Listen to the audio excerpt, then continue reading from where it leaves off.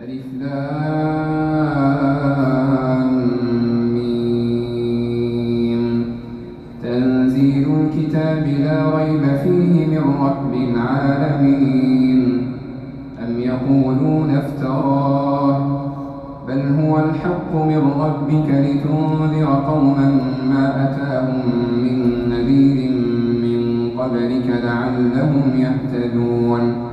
الله الذي خلق السماوات والأرض وما بينهما في 6 أيام ثم استوى على العرش ما لكم من دونه من ولي ولا شفيع أفلا تتذكرون.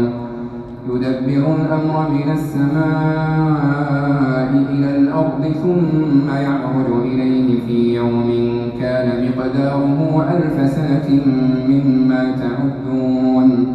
ذلك عالم الغيب والشهادة العزيز الرحيم الذي أحسن كل شيء خلقه وبدأ خلق الإنسان من طين ثم جعل نسله من سلالة من ماء مهين ثم سواه ونفخ فيه من روحه وجعل لكم السمع والأبصار والأفئدة قليلا ما تشكرون.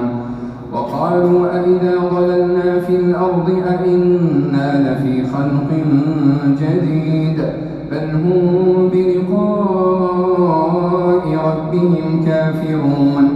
قل يتوفاكم ملك الموت الذي وكل بكم ثم إلى ربكم ترجعون.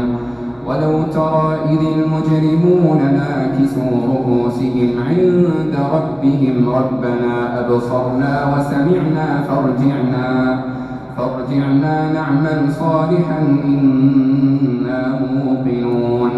ولو شئنا لآتينا كل نفس هداها ولكن حق القول مني لأملأن جهنم من الجنة والناس أجمعين.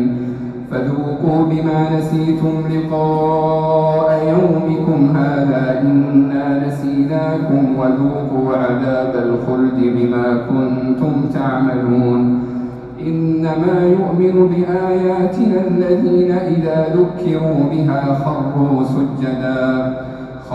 سجدا وسبحوا بحمد ربهم وهم لا يستكبرون.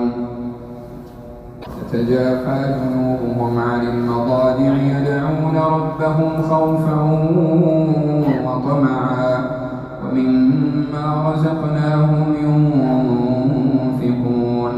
فلا تعلم نفس ما أخفي لهم من قرة أعين جزاء بما كانوا يعملون.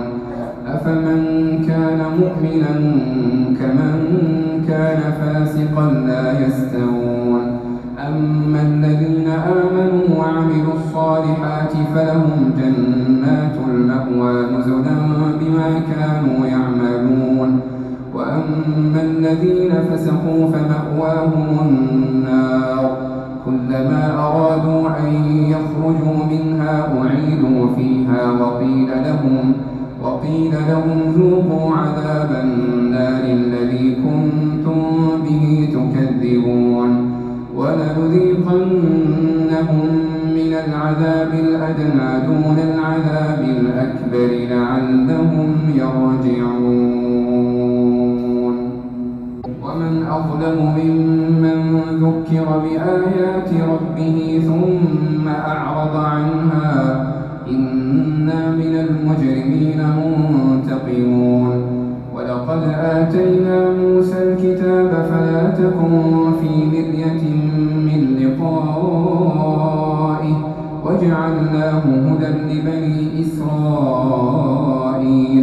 وجعلنا منهم أئمة يهدون بأمرنا لما صبروا وكانوا بآياتنا يوقنون. إن ربك هو يفصل بينهم يوم القيامة فيما كانوا فيه يختلفون. أولم يهد لهم كم أهلكنا من قبلهم من القرون يمشون في مساكنهم إن في ذلك لآيات أفلا يسمعون أولم يروا أنا نسوق الماء إلى الأرض الجرز فنخرج به زرعا تأكل منه أنعامهم وأنفسهم أفلا يبصرون ويقولون متى هذا الفتح إن كنتم صادقين قل يوم الفتح لا ينفع الذين كفروا إيمانهم ولا هم